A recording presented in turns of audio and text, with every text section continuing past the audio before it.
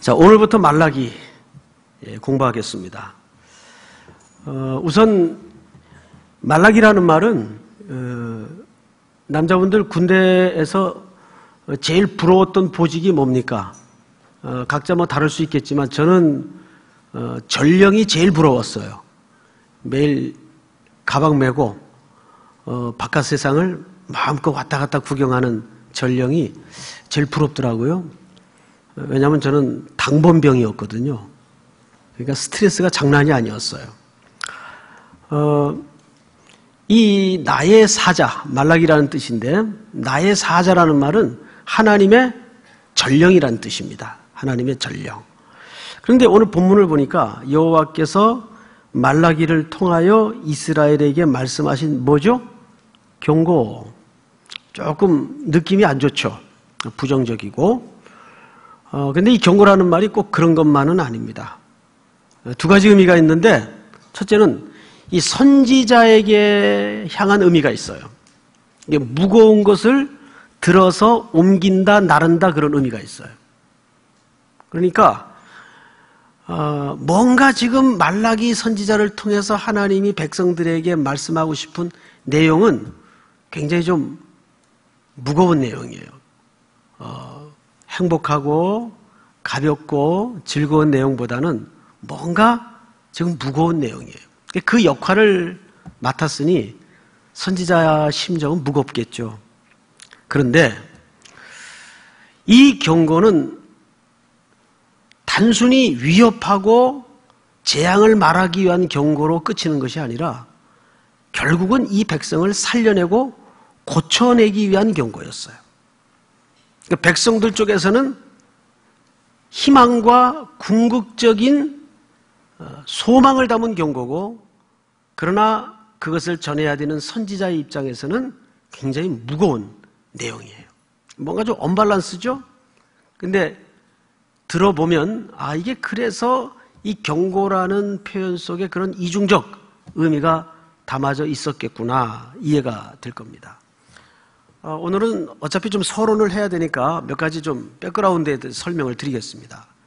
그래서 이 선지자는 언제 활동했던 선지자냐? 자, 우리 지난주까지 학개서를 마쳤습니다. 근데 학개는 주로 역할이 뭐였어요? 백성들의 무너진 마음에 불을 질러서 무너진 성전을 회복하고 재건하는 삽을 다시 들게 한 그런 역할을 맡았던 선지자예요. 너희가 이러고 있어서는 안 된다. 15년 동안 중단되었던 성전 재건 역사를 다시 불을 지펴서 완성을 해냅니다. 그래서 이 학개 선지자는 놀랍게도 자기의 역할의 열매를 보았던 행복한 선지자였어요. 그래서 성전이 완공이 됩니다. 완공할 때 백성들에게 불을 지피기 위해서 약속을 몇 가지 합니다. 이 성전을 완공하면 하나님께서 너에게 영광을 보여줄 것이고 이 성전에 영광이 충만할 것이고 또 모두가 잘 살게 되고 복을 받을 것이다. 은혜를 입게 될 것이다. 그래서 그런 기대를 가지고 열심히 했단 말이에요. 시간이 흐르고 세월이 가는데 선지자가 약속한 대로 뭐가 싹이 안 보이는 거예요.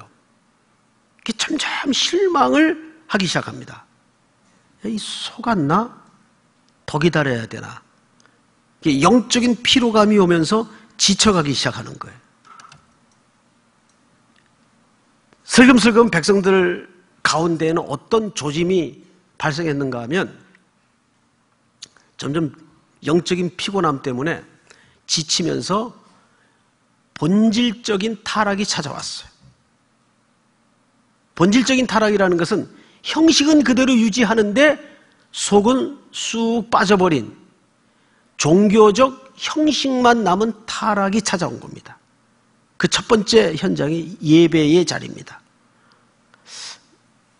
예배 안 나갈 수는 없으니까 나가긴 나가는데 그냥 나가는 거예요.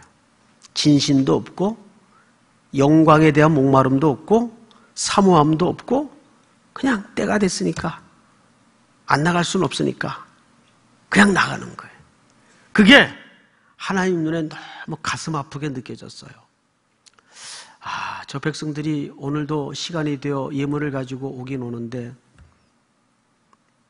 진심으로 오질 않는구나. 형식적으로 오는구나. 우리 사람과 사람의 만남 속에도 그것 대번 느낄 때 얼마나 자존심 상해요. 특별히 그것이 사랑하는 관계라면 진짜 자존심 상하죠. 이 형제가 또는 이 자매가 땀만 먹고 있구나. 나를 만나긴 만나는데 진심이 아니구나. 그런 걸 딱 이렇게 느낄 때 얼마나 마음이 아프겠어요. 그래서 하나님이 말라기 선지자를 보내는 거예요. 그래서 경고라는 포장을 해서 지금부터 뭔가를 말씀하십니다. 지금 백성들의 영적인 상태는 예배의 타락이 찾아왔어요. 예배란 어떤 자리입니까? 예배는 사랑하는 분을 만나러 배움는 설레고 흥분되고 영광스러운 그런 자리예요. 그런 갈증과 목마름의 심정으로 나와야 되는데 걔 또 만나야 되나? 이거 끝낼 수도 없고 지내온 정이 있어서 뭐 이러고 나와서 만나는 대면대면하는 만남이 얼마나 서로가 슬퍼요. 지금 백성들의 영적인 상태가 그런 상태가 된 거예요. 지금부터 하나님께서 이 선지자를 통해 그런 말씀을 하십니다. 2절을 보세요. 여호와께서 이르시되 내가 너희를 사랑하였노라 하나. 자, 저를 보세요. 하나님이 첫 번째 선지자를 통해 백성들에게 하고 싶었던 이야기가 내가 너희를 사랑하였다. 이 완료형으로 되어 있는데 원뜻은 완료형이 아닙니다. 사랑했고 지금도 사랑한다. 근데 이런 표현은 전형적인 구속의 언약에서 나오는 관용적 표현이에요. 그러니까 이 사랑의 고백은 하나님이 구속의 차원에서 선언하신 그 맥락에서 이해를 해야 됩니다. 그냥 좋아한다, 사랑한다 일반적인 얘기가 아니에요. 그리고 선지자를 통해서 지금도 너희를 똑같이 여실하게 사랑하고 있다. 내 마음은 변하지 않았어. 그런데 그 선지자를 통해 하나님의 심정을 전해들은 이스라엘 백성들의 반응은 어땠는가 보십시다. 내가 너희를 사랑하였노라 하나 너희는 이르기를 주께서 어떻게 우리를 사랑하셨나이까 하는도다. 여러분 질문처럼 보여지죠? 그러세요? 어떻게 사랑하셨는데요? 이렇게 묻는 게 아니에요. 그러니까 성경을 읽을 때는 맥락 속에서 하나님의 생생한 표정을 잘 간파해야 돼요. 그 하나님의 떨리는 얼굴의 근육을 봐야 돼요. 그래서 이분이 무슨 진심으로 그 얘기를 지금 하고 있는가를 봐야 되는데 이 백성들의 이야기는 그 얘기가 아니에요. 어떻게 우리를 사랑하셨는데 질문을 하는 게 아니라 뉘앙스를 그대로 살려서 원문에 가장 가까운 표정으로 다시 한번 이야기를 해볼게요. 그래요? 이게 우리 사랑하신 거예요? 그 뜻입니다. 어떻게라는 표현이 바로 그 표현이에요. 이게 우리를 사랑하신 겁니까? 아니 학계 선지자 통해서 온갖 충동질은 다 해놓고 우리 헌신하고 순종했더니 부자도 안 되고 뭐 요즘식으로 얘기하면 이런 거예요.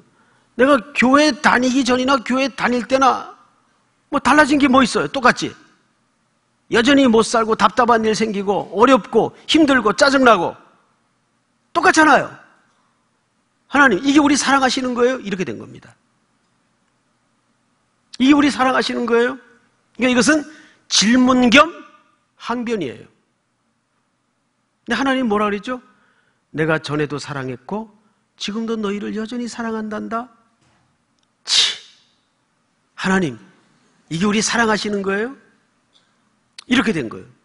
삐진 자매처럼. 이때 하나님께서 그 얘기를 물끄러미 들으시더니 그 사랑을 이제 설명합니다. 어떻게 사랑했냐 하면 하고 어떤 주제를 하나 꺼내요. 주제. 그 주제를 한번 보십시다. 나 여호와가 말하노라. 에서는 야곱의 형이 아니냐. 그러나 내가 야곱을 사랑하였고. 시작. 에서는 미워하였으며 그의 산들을 황폐하게 하였고 그의 산업을 광야의 이리들에게 넘겼느니라. 근데 오늘 찬양대 어떻게 오늘 이 주제가 나올 줄 알았어요? 오늘 너무 찬양이 적실해서 설교 전에 제가 확 은혜를 받아버렸어요. 네. 오늘 찬양대원들 노래한 그 스토리가 그대로 여기 지금 담아져 있는데 하나님이 이렇게 이제 설명을 시작하는 겁니다. 내가 너희 사랑한단다. 지금도 사랑한다. 치, 이게 사랑하는 거예요? 뭐가 달라진 게 있어요?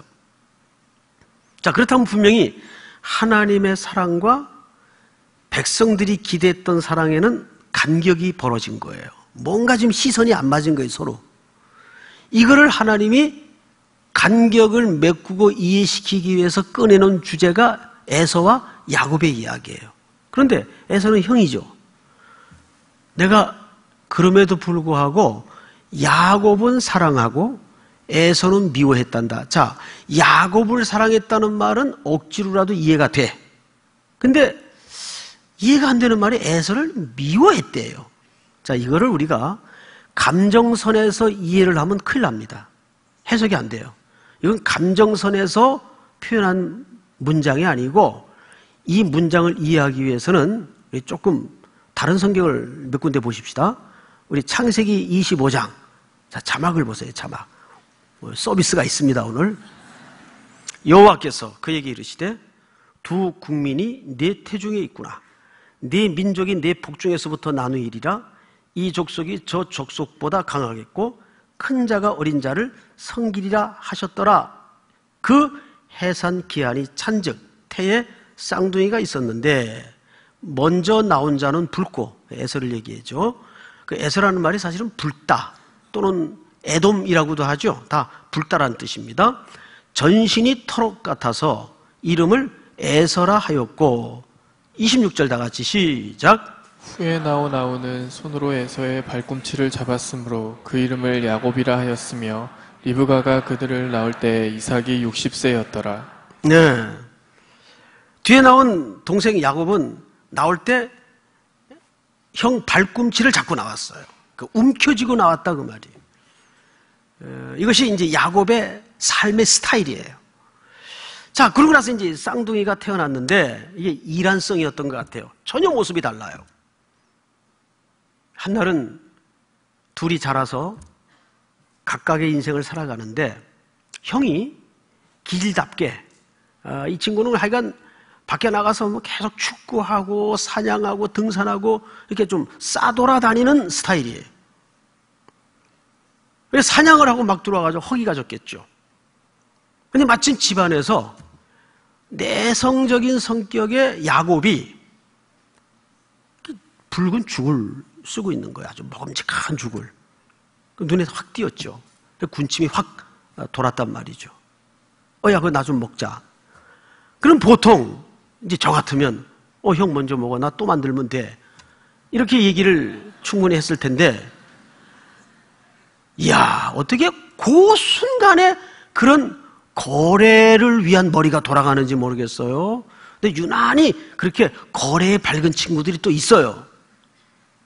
탁 눈을 살며시 뜨더니, 물론 성경에는 이제 그런 게 없지만은 우리가 이제 풀어서 보는 겁니다. 눈을 이렇게 살며시 뜨더니 형, 내가 이거 줄게. 근데 조건이 있어. 뭔데? 형, 우리 집에 장남이지? 그걸 새삼 묻냐? 내가 먼저 나왔지.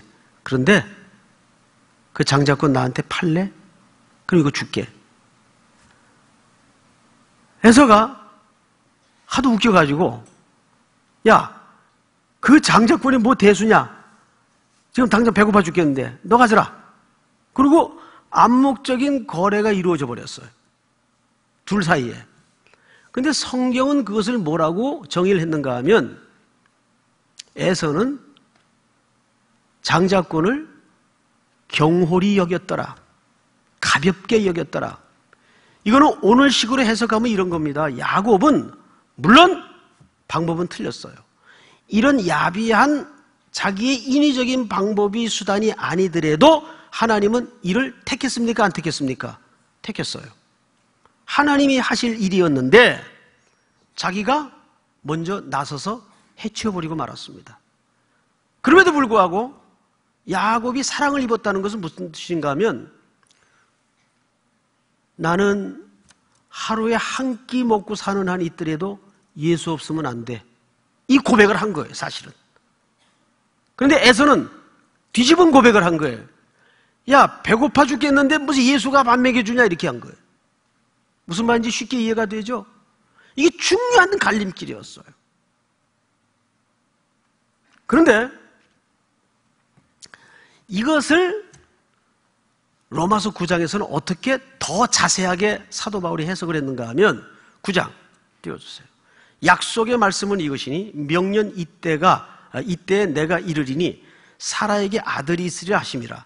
그뿐 아니라 또한 리브가가, 에서와 야곱의 어머니죠, 우리 조상 이삭 한 사람으로 말미암아 임신하였는데 그 자식들이, 잘 들으세요, 아직 나지도 아니하고 무슨 선이나 악을 행하지 아니한 때에 택하심을 따라 되는 뭐가?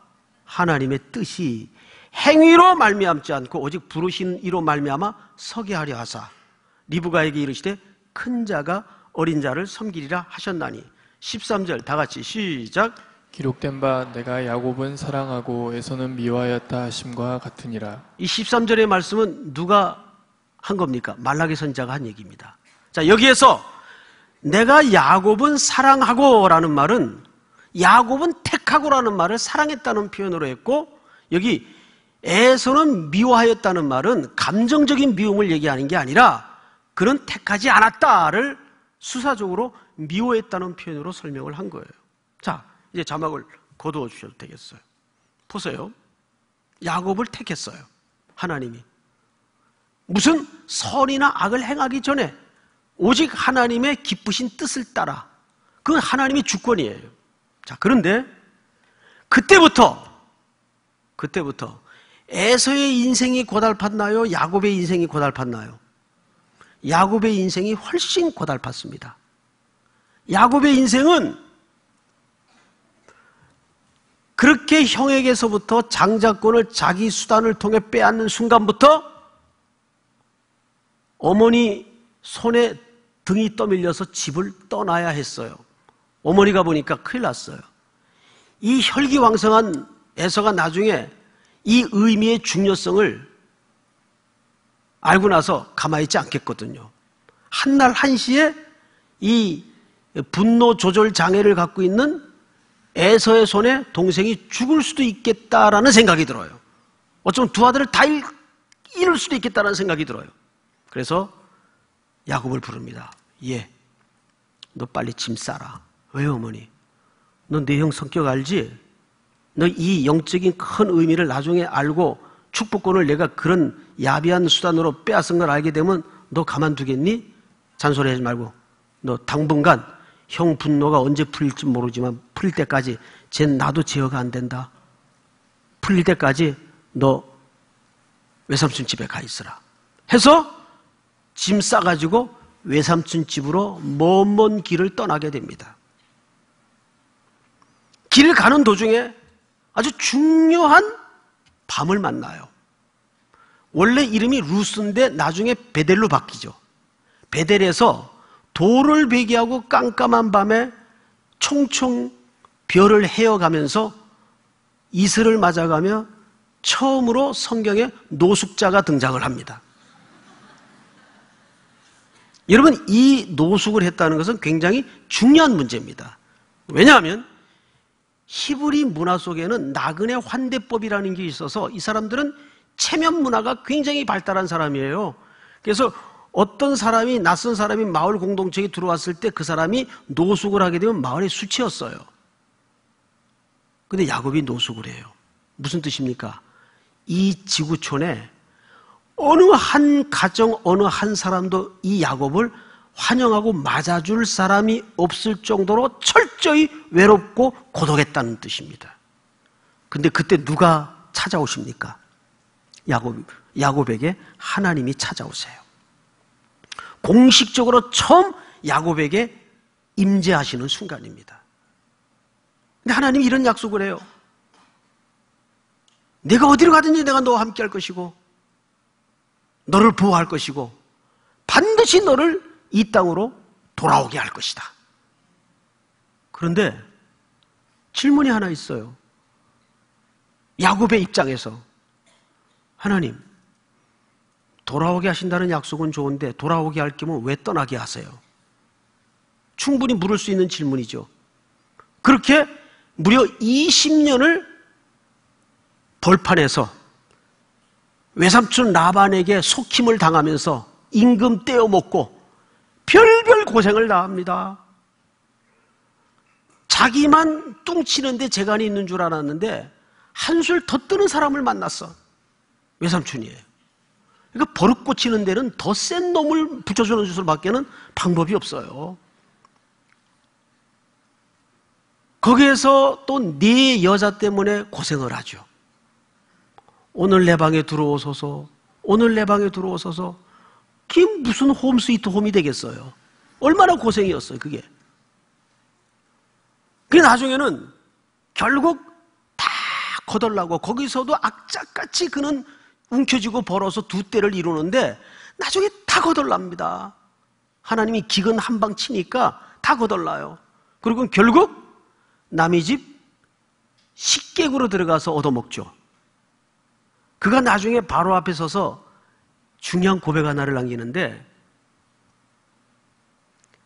내 나그네 세월이 우리 조상들에게는 미치지 못하나 내가 눈 붙일 겨를 없이 험악한 세월을 보냈습니다. 그래요.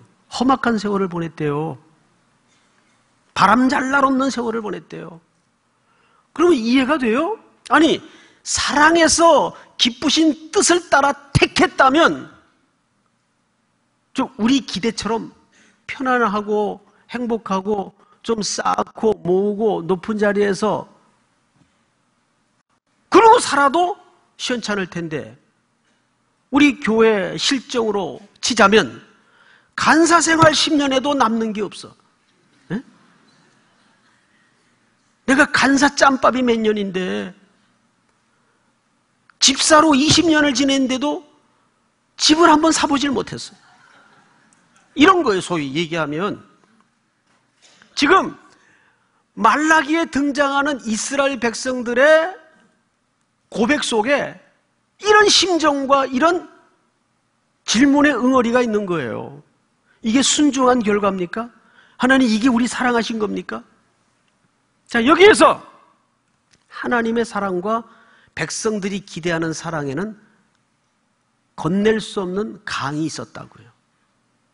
그러면 도대체 하나님이 야곱을 왜 그렇게 벌판에 뒹굴게 만들고 바람에 초계와 같이 불려다니게 만들었을까요? 여러분, 창세기 49장 한번 볼까요? 자, 요셉의 활은 도리어 굳세며 그의 팔은 힘이 있으니 이는 야곱의 전능자 이스라엘의 반석의 목자의 손을 힘입음이라. 내 아버지 하나님께로 말미암나니 그가 너를 도우실 것이요 전자로 말미암나니 그가 내게 복을 주실 것이라. 위로 하늘의 복과 아래로 깊은 샘의 복과 젖먹이는 복과 태의 복이로다. 자, 다 같이 시작. 내 선조의 축복보다 나아서 영원한 산이 한없음 같이 이 축복이 요셉의 머리로 돌아오며 그 형제 중 뛰어난 자의 정수리로 돌아오리로다. 자, 26절 그대로 띄워주세요. 여기 보시면 네 아버지의 축복이 그랬어요. 자, 잠깐 자막을 치웠다가 다시 한번 띄워주세요. 저를 보세요. 지금 야곱이 나이가 많이 들어서 이제 임종 직전에 있는데 12아들을 앞에 쭉 앉혀놓고 하나 예언하면서 기도하다가 누구 차례가 왔는가 하면 요셉의 차례가 왔어요. 그리고 요셉에게 이제 예언 겸 축복을 합니다. 기도를 합니다. 기도를 하는데 26절 띄워주세요. 내 아버지의 축복이, 그러면 여기 내 아버지는 누굴 가리키는 거예요? 자기가 지금 기도하면서, 요셉에게 기도하면서 내 아버지의 축복이, 그러니까 이 축복은 야곱의 축복이에요.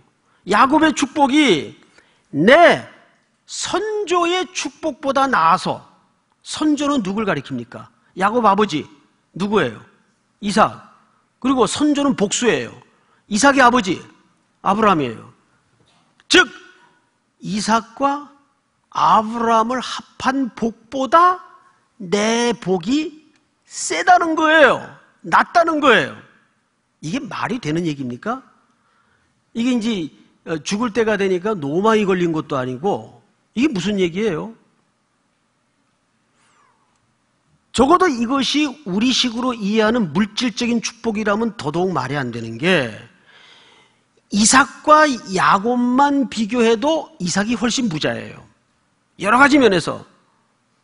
게다가 아브라함의 복까지 더하면 애들 말로 잽이 안 돼.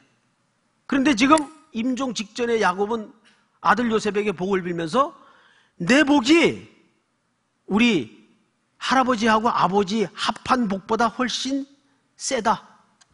그럼 적어도 이 복은 물질적인 복을 말하는 게 아니라는 얘기예요. 이해가 됩니까? 이 복은 물질의 복을 얘기하는 게 아니라는 얘기예요. 그럼 도대체 여기에서 빈 털터리의 야곱이 어째서 자기 선조들의 복보다 자기 복이 세다라고 얘기한 걸까요? 그 복이 뭘까요? 이런 겁니다. 제가 여러분들에게 되물어 보겠습니다. 우리가 다 부모가 되고 또 지금 자녀로 살고 있어요. 저도 자녀이면서 또 부모입니다. 그리고 형제들이 이렇게 여럿이 있어요, 집안에. 저희도 이제 사남매입니다. 사남매가 계열이 두 계열이에요. 제 바로 아랫동생하고 저하고 똑같고 저희 막내하고 누님하고 똑같아요. 희한하게 기질이 이렇게 딱 갈라져요. 그런데 여러분 상식적으로 말 고분고분 잘 듣는 범생이들이 부모를 잘 알까요? 정말 속을 매일 뒤집어 놓았던 그 로드맨들, 길거리 사나이들이 부모를 잘 알까요? 어느 쪽이 부모를 잘 알 것 같아요? 말 안 듣던 애들이 부모를 훨씬 잘 압니다. 왜?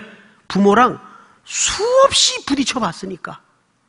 그런데 고분고분 말 잘 듣던 애들은 부모를 잘 몰라요. 그리고 부모도 걔를 잘 몰라요. 사실은. 그런데 늘 충돌하는 부모 자식과는 서로가 너무 잘 알아요. 늘 그러죠. 얘 이놈의 새끼야, 내가 네 속에 들어갔다 나오는 것보다 더 너를 잘한다. 그러면 속인 게 들통 나가지고 씩 웃고 그냥 나가죠. 돈도 못 챙기고. 우리 학교 다닐 때 계속 같은 책을 반복해서 청구를 하지 않습니까? 책 사야 된다고. 그거 부모가 몰라요? 다 알아요. 다 알아요. 잔돈 남았는데도 남은 거 없다고 그러고 다 알아요. 자, 그런데 야곱이 사실은 그 얘기를 하는 겁니다.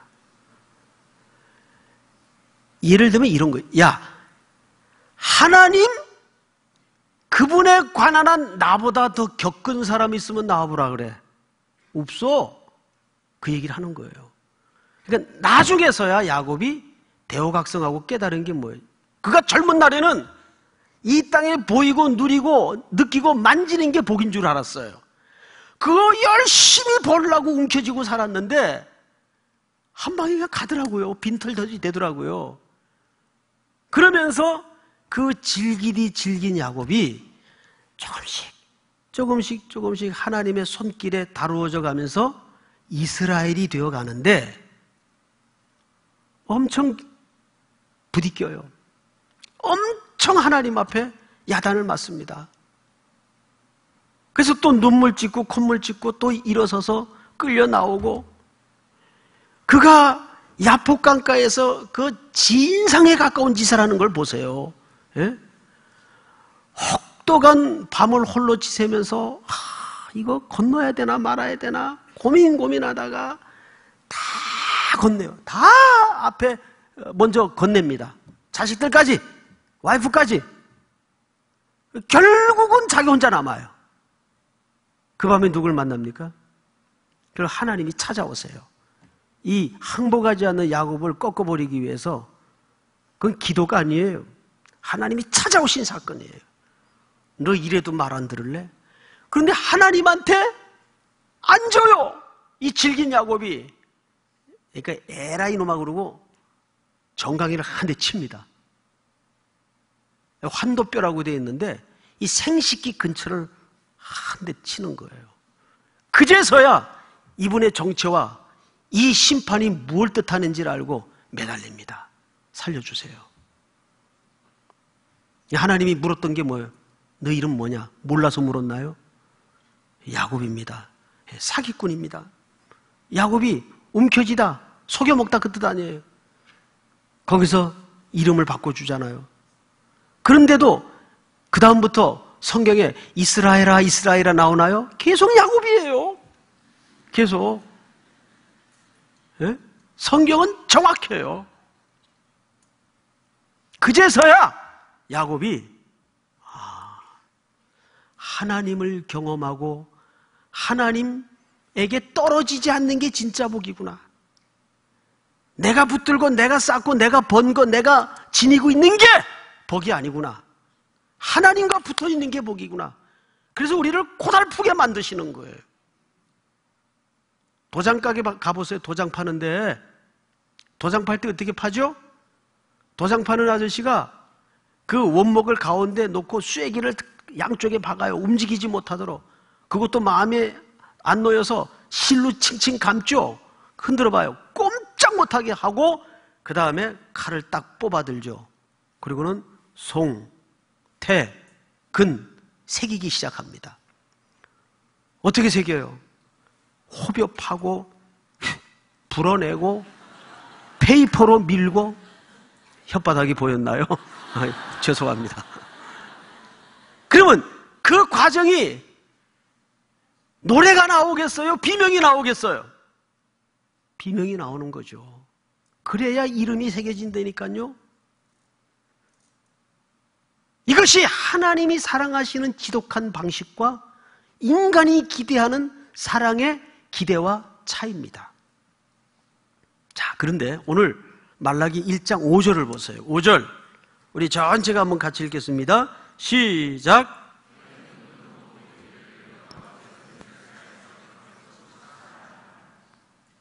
하나님이 뭘 약속하십니까? 경고지만 이들에게 궁극의 희망을 약속하세요. 너희가 눈으로 보게 될 것이다. 뭘? 하나님의 높으시고 위대하시고 전능하신 그 영광을 너희가 보게 될 것이다. 사랑하는 성도 여러분, 오늘 이 예배의 자리에 어떤 심정으로 오셨더랬습니까? 아, 이거 또 가야 되나? 별로 달라지는 것도 없는데, 아, 그래도 가야지. 안 가면 뭔가 또 밥 먹다 돌이라도 씹을 것 같고 하니까는 찜찜해서 가긴 가지. 그런데 오늘도 우리는 이런 예배의 자리와 영광의 주님을 배우는 자리를 또 말씀을 통해서 점점 하나님이 우리를 사랑하시는 그 사랑의 호소와 내가 기대했던 사랑의 기대가 무너지면서 가까워지는 거예요. 그 마지막에는 주님과 나만 남게 되죠. 그리고 이것이 얼마나 행복인가를 고백하게 됩니다. 구주만 높이는 인생으로 되는 거죠. 우리 모든 3일의 성도들이 이 복이 가장 원천의 복임을 일어서서 고백할 수 있는, 땅끝까지 이 예수님을 힘찬 기운으로 증언할 수 있는 제자들이 될 수 있기를 주의 이름으로 축복합니다. 우리 다 일어나십시다. 주 사랑이 나를 숨쉬게, 이 가사를 보면 너무 좋아요. 주 사랑이 나를 숨쉬게 세상 그 어떤 어려움 속에도 주 은혜로 나를 돌보시며 세상 끝날까지 지켜주시네. 기도하는 마음으로 오늘 말씀을 기억하면서 이 찬양을 드리십시다.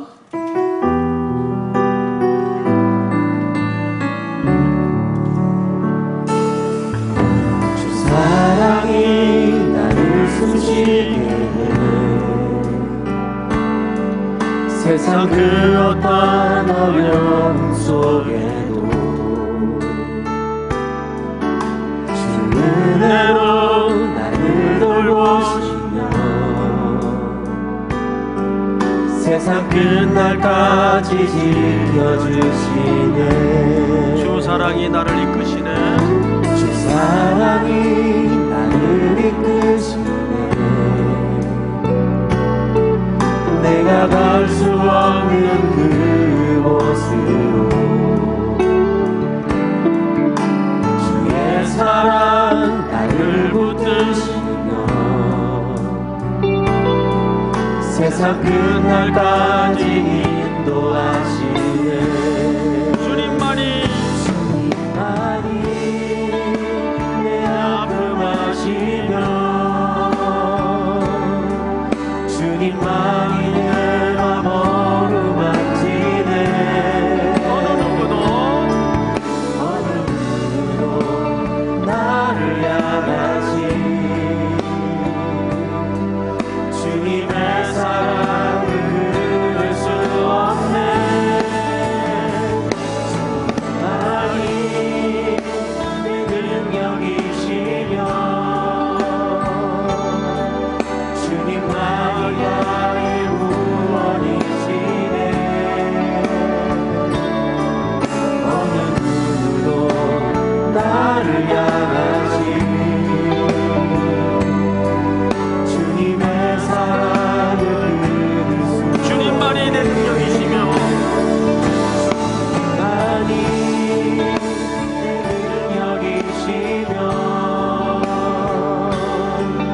주님만이 나의 구원이시네. 어느 누구도 나를 향하시 주님의 사랑을 그릴 수 없네. 주님만이 내 능력이시며 주님만이 나의 구원이시네. 어느 누구도 나를 향하시 주님의 사랑을 그릴 수 없네. 우리 한번 눈을 감으십시다. 그리고 이렇게 기도했으면 좋겠습니다. 옳습니다, 주님. 제가 기대하는 복과 하나님이 주시고자 하는 복의 충돌 늘 우리 일상 속에 벌어집니다. 하나님의 주시는 복으로 살게 하여 주시옵소서. 내가 구하는 복, 내가 목말라 하는 복은 매일매일 우리의 일상에서 무너지게 하여 주시옵소서. 이것을 위해서 기도하십시다. 이것은 평생 걸리는 싸움일 수밖에 없습니다. 또 오늘부터 시작된 캄보디아 선교, 이제 마지막 마무리입니다. 완주할 수 있도록 도와주시고 캄보디아 우상의 땅에 우리 청년들의 걸음을 통해서 이 영광스러운 하나님의 복음이 지경 밖을 넘는 은혜를 보게 하여 주시옵소서. 우리 주여 부른 다음에 소리내어 기도합시다. 주여!